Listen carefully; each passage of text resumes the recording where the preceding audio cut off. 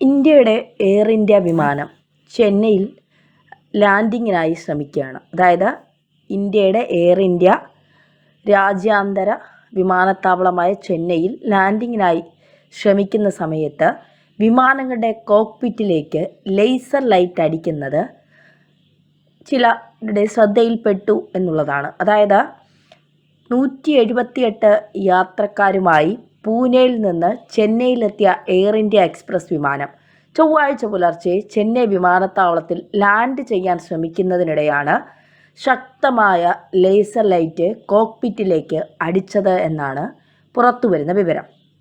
എന്താണ് ഇവിടെ സംഭവിക്കുന്നത് എന്നുള്ള കാര്യത്തിൽ ഇപ്പോഴും അവ്യക്തതയാണ് തുടരുന്നത്. ഇതോടെ പൈലറ്റ് ലാൻഡിംഗ് ശ്രമം ഉപേക്ഷിച്ചു. വീണ്ടും വിമാനം മുകളിലേക്ക് ഉയർത്തി. തുടർന്ന് 10 മിനിറ്റിന് ശേഷം പുലർച്ചെ 1:20-നാണ് വിമാനം ലാൻഡ് ചെയ്തത്. വിമാനത്താവളത്തിൻ്റെ തൊട്ടടുത്ത മേഖലയായ ഗിണ്ടിയിൽ നിന്നാണ് ലേസർ ലൈറ്റ് തെളിയിച്ചതെന്ന് കണ്ടെത്തിയിട്ടുണ്ട്. 2 ആഴ്ചയ്ക്കുള്ളിൽ ഇത് 3-ാം തവണയാണ് വിമാനങ്ങൾക്ക് നേരെ ലേസർ ലൈറ്റ് തെളിയുന്നത്. പൈലറ്റുമാർ വിഷയം ചെന്നൈ എയർപോർട്ട് ട്രാഫിക് കൺട്രോളിനെ അറിയിച്ചിട്ടുണ്ട്. ഇതുമായി ബന്ധപ്പെട്ട് അതായത് ഈ ലാൻഡിങ്ങിനിടെ ഈ ലേസർ ലൈറ്റ് പൈലറ്റുമാരുടെ മുഖത്തേക്ക് അടിക്കുന്നത് ഒരു തുടർക്കഥയായതോടെ പ്രത്യേക പോലീസ് സംഘം രൂപീകരിച്ച് അന്വേഷണമൊക്കെ തുടങ്ങിയിട്ടുണ്ട് എന്നുള്ള വിവരങ്ങളാണ് പുറത്തു വരുന്നത്. കൺട്രോൾ റൂം ചെന്നൈ എയർപോർട്ട് പോലീസിൻ്റെ ബ്യൂറോ ഓഫ് സിവിൽ ഏവിയേഷൻ സെക്യൂരിറ്റിയുടെയും വിവരം അറിയിച്ചതോടെയാണ് saint Thomas mount Guindy police സ്റ്റേഷനുകളുമായി ചേർന്ന് പ്രത്യേക സംഘം രൂപീകരിച്ച് അന്വേഷണം തുടങ്ങിയത്. ലേസറിൻ്റെ ഉറവിടം കണ്ടെത്താൻ സമീപത്തുള്ള CCTV ദൃശ്യങ്ങൾ പരിശോധിക്കുന്നുണ്ട് എന്ന് ചില വിവാഹ ഹാളുകളും DJ പാർട്ടി മേഖലകളും കേന്ദ്രീകരിച്ച് അന്വേഷണം നടക്കുന്നുണ്ട്. ഇത്തരത്തിൽ അവിടെ നിന്ന് എന്തെങ്കിലും രീതിയിലുള്ള ഈ ലേസർ ലൈറ്റുകൾ വരുന്നതാണോ അതോ ഈ വിമാനത്തെ തന്നെ കേന്ദ്രീകരിച്ചുകൊണ്ട് ഇത്തരത്തിൽ ഒരു അട്ടിമറിക്കുള്ള ശ്രമങ്ങൾ ആരെങ്കിലും നടത്തുന്നുണ്ടോ എന്നൊക്കെയാണ്. വിമാനങ്ങളുടെ കോക്പിറ്റിലേക്ക് ലേസർ ലൈറ്റുകൾ അടിക്കുന്നത് കേവലം ശല്യം മാത്രമല്ല, വിമാനത്തിനും വിമാന യാത്രക്കാർക്കും ഇത് വലിയ ഭീഷണിയാണ് ഉണ്ടാക്കുന്നത്. ഉയർന്ന തീവ്രതയിലുള്ള ലേസർ രശ്മികൾ അപ്രതീക്ഷിതമായി കോക്പിറ്റിൽ പതിക്കുമ്പോൾ അത് പൈലറ്റുമാർക്ക് താൽക്കാലിക അന്ധത, ദിശാബോധം നഷ്ടപ്പെടൽ, കാഴ്ച തകരാർ എന്നിവയ്ക്ക് കാരണമാകും. ലാൻഡിംഗ് അതീവ ശ്രദ്ധ വേണ്ട പ്രക്രിയ ആയതിനാൽ ശ്രദ്ധ തെറ്റുന്നത് വൻ ദുരന്തത്തിന് വരെ കാരണമാകും. നമ്മൾ കണ്ടതാണ് ഇപ്പോൾ അഹമ്മദാബാദിൽ സംഭവിച്ച വൻ ദുരന്തം. ഇവ കണക്കിലെടുത്ത് വിമാനത്താവളങ്ങളിലും പരിസരങ്ങളിലും ലേസർ ലൈറ്റുകളൊക്കെ നിരോധിച്ചിട്ടുണ്ട്. ഈ സമയത്താണ് ഇത്തരത്തിലൊരു അന്താരാഷ്ട്ര വിമാനത്തിൽ ഇത്തരമൊരു സംഭവം ഉണ്ടാകുന്നതും ഇത്തരത്തിൽ ലേസർ ലൈറ്റുകൾ എവിടെ നിന്നാണ് വരുന്നത്, അതായത് അക്രമങ്ങൾക്ക്, അട്ടിമറികൾക്ക് ആരെങ്കിലും ശ്രമിക്കുന്നുണ്ടോ?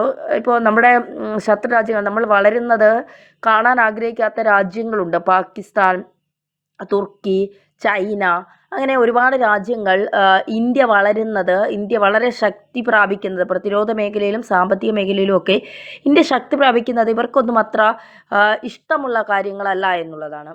അപ്പോൾ അതിലൊരു അട്ടിമറി ഇന്ത്യയ്ക്കുള്ളിൽ വന്നുകൊണ്ട് ഇന്ത്യയെ തകർക്കാൻ ഇവർക്കാർക്കും കഴിയില്ല എന്നുള്ളതൊരു യാഥാർത്ഥ്യമാണ്. കാരണം പാകിസ്ഥാൻ അതിന് ശ്രമിച്ചപ്പോൾ പാകിസ്ഥാന് കിട്ടിയ അടി എത്രത്തോളം വലുതാണ് എന്നുള്ളത് ലോകം മുഴുവൻ കണ്ടതാണ്.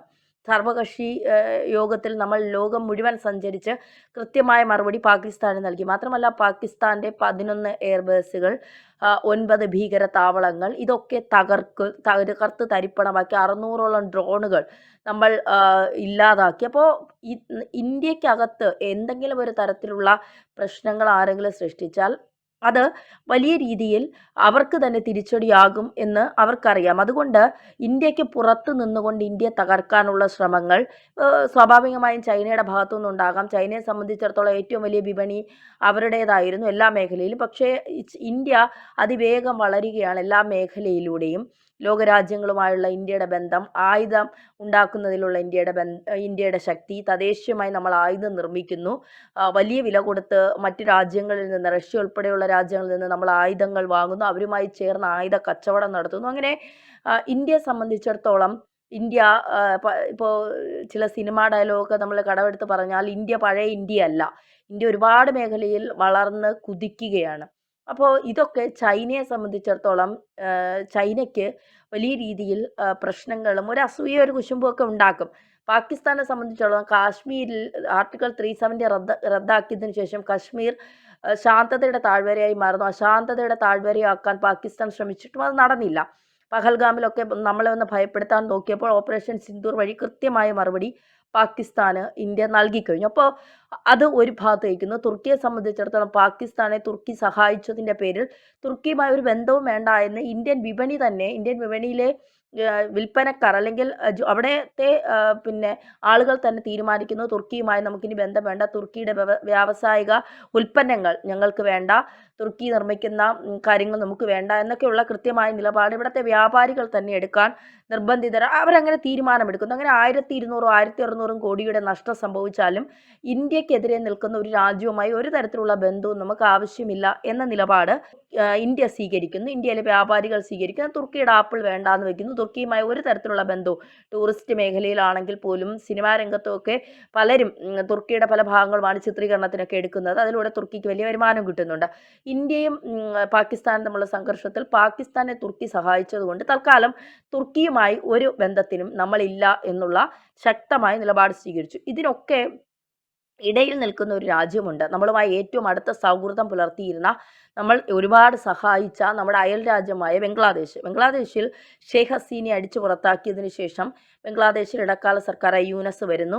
അവിടെ ജമാഅത്തെ ഇസ്ലാമിയുടെ താല്പര്യങ്ങൾക്ക് വേണ്ടി യൂനസ് പല കാര്യങ്ങളും ചെയ്യുന്നു. ന്യൂനപക്ഷങ്ങളെ ആക്രമിക്കുന്നു. സോറസും മകനും യൂനസിനെ കാണാനായി വരുന്നു. പ്രത്യേകിച്ച് സോറസും മകനും ഒക്കെ ചേർന്ന് ഇന്ത്യൻ തിരഞ്ഞെടുപ്പുകളിൽ ഒരു അട്ടിമറിയൊക്കെ നടത്താൻ പ്ലാൻ ചെയ്തിട്ടിരുന്നു എന്നൊക്കെയുള്ള വിവരങ്ങൾ പുറത്തു വരുന്നുണ്ട്. അപ്പോൾ എല്ലാ മേഖലയിലും ഇന്ത്യ വളരുന്നത്, ബംഗ്ലാദേശിനെ സംബന്ധിച്ചിടത്തോളം ടെക്സ്റ്റൈൽസ് വ്യാപാരമാണ് അവരുടെ സാമ്പത്തികം എന്ന് പറയുന്നത്. ആ ടെക്സ്റ്റൈൽസ് വ്യാപാരം വേണ്ട എന്ന് ഇന്ത്യ തീരുമാനിച്ചു. കാരണം ഇന്ത്യയും ബംഗ്ലാദേശും തമ്മിൽ നല്ല സൗഹൃദമല്ല. അതുകൊണ്ട് ഇന്ത്യ അത്തരത്തിൽ കൃത്യമായൊരു നിലപാട് സ്വീകരിച്ചു. അതിൻ്റെ ഫലമായിട്ടാണ് ടാറ്റയുടെ സ്റ്റുഡിയോ ബഹിഷ്കരിക്കാൻ കുറേ സുഡാപ്പികൾ ഇവിടെ കച്ചകെട്ടി ഇറങ്ങിയത്. പക്ഷേ അത് ഫലവത്തായില്ല. സ്റ്റുഡിയോയിൽ ഇതിനു മുൻപേ ഉണ്ടായിരുന്ന മൗത്ത് പബ്ലിസിറ്റി കൊണ്ട് വലിയ നേട്ടമാണ് സ്റ്റുഡിയോയ്ക്ക് ഉണ്ടായതെന്നുള്ള വിവരങ്ങളാണ് പുറത്തു വരുന്നത്. അപ്പോൾ ഈ അട്ടിമറി ഏത് തരത്തിലാണ് എന്ന് എവിടെയെങ്കിലും വരുന്ന ആരെങ്കിലുമൊക്കെ ഗൂഢാലോചന നടത്തുന്നുണ്ട്. നമുക്ക് തന്നെ തോന്നുന്നു, എന്താണ് നമ്മുടെ ഇന്ത്യയിൽ ഇപ്പോൾ പാകിസ്ഥാനുമായുള്ള ഈ ആക്രമണത്തിന് ശേഷം സംഭവിച്ചുകൊണ്ടിരിക്കുന്നത്? 2 കപ്പലുകൾ, ഒന്ന് മുങ്ങിപ്പോകുന്നു, ഒന്ന് കത്തിപ്പോകുന്നു. മറ്റൊന്ന് ഇന്ത്യ ഇതുവരെ കാണാത്ത വലിയ വിമാന ദുരന്തം ഉണ്ടാകുന്നു. അപ്പോൾ ഇതൊക്കെ കൂട്ടി വായിക്കുമ്പോൾ നമ്മെ തകർക്കാൻ എവിടെയെങ്കിലും ഇരുന്ന് ആരെങ്കിലുമൊക്കെ ആസൂത്രണം നടത്തുന്നുണ്ടോ? എന്തെങ്കിലുമൊക്കെ കാര്യങ്ങൾ ഇന്ത്യയിൽ കടന്നു കയറി ഇന്ത്യ തകർക്കാൻ കഴിയില്ല. അപ്പോൾ ഇന്ത്യക്ക് പുറത്ത് നിന്നുകൊണ്ട് ചില പദ്ധതികൾ ആസൂത്രണം ചെയ്ത് ഇന്ത്യയെ തകർക്കാം, അങ്ങനെയൊക്കെ. ചൈനയൊന്നും ജീവിതത്തിൽ വിശ്വസിക്കാൻ കഴിയാത്ത രാജ്യങ്ങളാണ്. എന്ത് ചെയ്യാൻ, വളർന്നുകൊണ്ടിരിക്കുന്ന രാജ്യത്തിൽ വൈറസിനെ വരെ വിട്ടുകൊണ്ട് ആ രാജ്യത്തെ തകർക്കാൻ ഒരു മടിയുമില്ലാത്ത, മനുഷ്യത്വമില്ലാത്ത ഒരു രാജ്യമാണ് ചൈന എന്ന് പറയുന്നത്. ചൈനയെ ചങ്കിൽ കൊണ്ട് നടക്കുന്ന കുറേ കമ്മികളുണ്ട്. പക്ഷേ യഥാർത്ഥ ചൈന ചതിക്കുന്ന ചൈനയാണ്. ചൈനയ്ക്ക് ഇപ്പോൾ ഇന്ത്യയുടെ ആവശ്യമുണ്ട്. പക്ഷേ ഇന്ത്യ വളരുന്നത് ചൈനയ്ക്ക് താല്പര്യവുമില്ലാത്ത കാര്യമാണ്. അങ്ങനെ ബംഗ്ലാദേശും തുർക്കിയും പാകിസ്ഥാനും ചൈനയും ഒക്കെ ചേർന്നുകൊണ്ട് ഇന്ത്യക്ക് വെളിയിലിരുന്നു കൊണ്ട് ഇന്ത്യക്കെതിരെ എന്തെങ്കിലും അട്ടിമറി സാധ്യതകളോ ഇന്ത്യയെ തകർക്കാനുള്ള ശ്രമങ്ങളോ നടത്തുന്നുണ്ടോ എന്നുള്ളതാണ് ചില കാര്യങ്ങൾ മൊത്തത്തിൽ നമ്മൾ വായിക്കുമ്പോൾ അല്ലെങ്കിൽ അറിയുമ്പോൾ, കൂട്ടിച്ചേർക്കുമ്പോൾ നമുക്ക് മനസ്സിലാക്കാൻ സാധിക്കുന്നത്.